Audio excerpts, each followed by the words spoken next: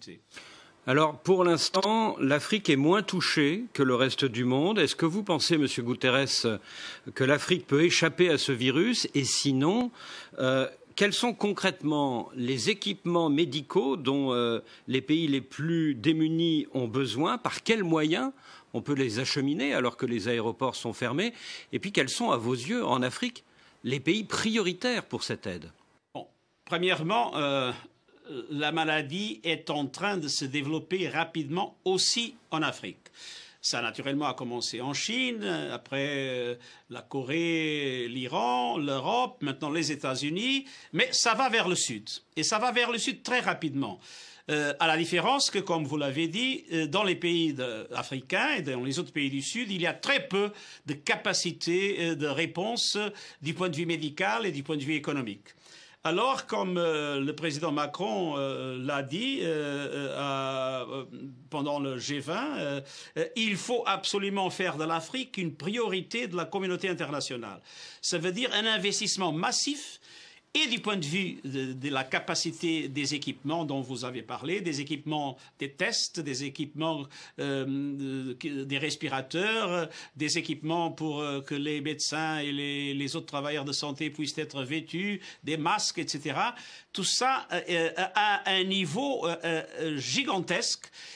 Ça nous faut une mobilisation gigantesque, une priorité absolue, parce qu'on est encore à temps, à mon avis, d'éviter le pire, mais sans cette mobilisation gigantesque, je crains qu'on aura en Afrique des millions et des millions de personnes infectées, et même si la population est plus jeune que dans le Nord, dans les pays les plus développés, il y aura nécessairement des millions de morts. Et après, dans une situation comme celle-là, où le virus se transmet sans limite, les risques de mutation sont plus grands.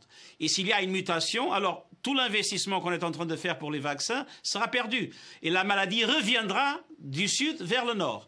Alors c'est dans l'intérêt des pays du nord de faire cet investissement massif en Afrique, et ça implique vraiment, du point de vue technique, du point de vue financier, un effort gigantesque, et je suis absolument convaincu que les pays africains ouvriront leurs aéroports pour que ces équipements puissent rapidement être transmis. Mais ça nous oblige à une logistique qui, à mon avis, le G20 pourrait coordonner. C'est la proposition française ou franco-allemande que le G20 pourrait coordonner pour permettre ce mouvement massif d'équipements et de ressources financières. Monsieur le secrétaire général, vous savez que le nerf de la guerre ou le nerf de la lutte contre le virus, c'est évidemment l'argent. Vous avez lancé un plan de réponse humanitaire mondial, un appel aux dons à hauteur de 2 milliards de dollars. Mais juste à titre d'exemple, le Premier ministre éthiopien réclame, lui, la somme de 150 milliards de dollars d'aide, rien que pour l'Afrique. Alors, les pays occidentaux sont préoccupés par les ravages de la pandémie chez eux. Est-ce que vous pensez qu'il ne faut pas un geste fort d'aide, voire d'annulation de la dette, par exemple, de ces pays les plus pauvres? Non, mais nous parlons de deux choses différentes. Ce qu'on a lancé, c'est un appel humanitaire pour les situations les plus vulnérables. Ce sont les camps de réfugiés, les camps de personnes déplacées, les pays où il y a encore un conflit. Alors, ça ne correspond pas aux besoins d'aide aux pays du Sud en général et à l'Afrique en particulier. Si on regarde le paquet approuvé par le Sénat américain, on parle d'à peu près 10% du PIB américain. Et d'après les évaluations que nous faisons, il nous faut effectivement une mobilisation de ressources pour appuyer les gens, pour appuyer les personnes, pour appuyer les entreprises, pour que parce que c'est une crise humaine, ce n'est pas une crise financière comme la crise de 2008.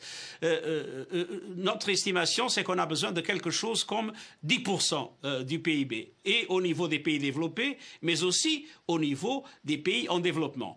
Ça veut dire qu'il nous faudrait, vers le Grand Sud, une mobilisation de ressources que, en anglais, on dit 3 trillions.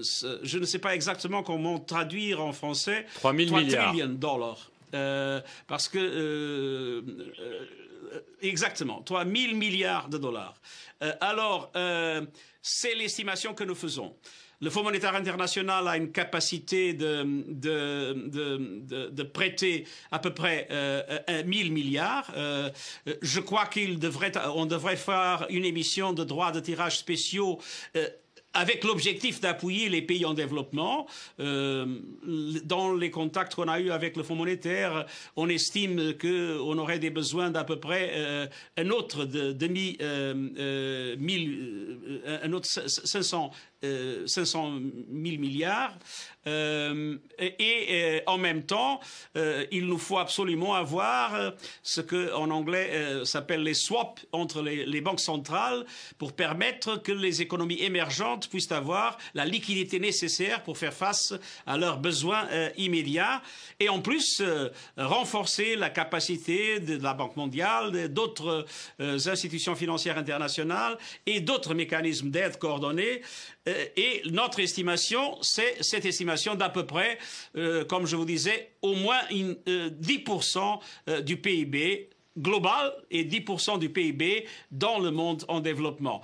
Et cette aide massive n'a rien à voir avec la demande qu'on a fait des fonds pour de l'aide humanitaire spécifique dans les cas les plus vulnérables. Monsieur le secrétaire général, il nous reste 2 minutes, si vous permettez. Et je crois qu'il faut absolument le faire. Monsieur le secrétaire général, il nous reste 2 minutes, le temps est très compté, donc c'est la question politique aussi, si vous avez le temps de l'aborder, elle est importante. À tous les pays en guerre, vous avez lancé un appel solennel au cessez-le-feu, mais regardez au Sahel et surtout en Libye, eh bien personne ne le respecte cet appel, puisque les combats continuent, ils redoublent même de violence, comme si certains voulaient profiter du focus international sur le coronavirus. Est-ce que votre appel ne risque pas d'être un échec ? Oui, il risque d'être un échec, mais on est en train de tout faire pour l'éviter.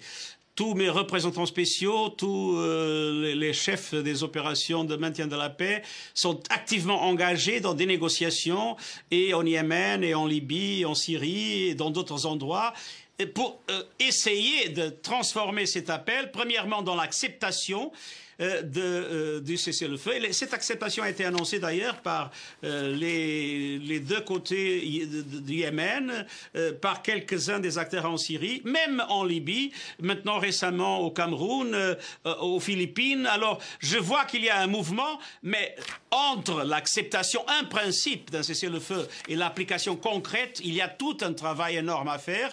Et là, il faut que tout le monde puisse s'associer à cet appel et faire pression sur les acteurs de la guerre pour qu'ils comprennent que notre ennemi, c'est le virus. Ce ne sont pas les autres hommes et femmes des pays qui sont en conflit.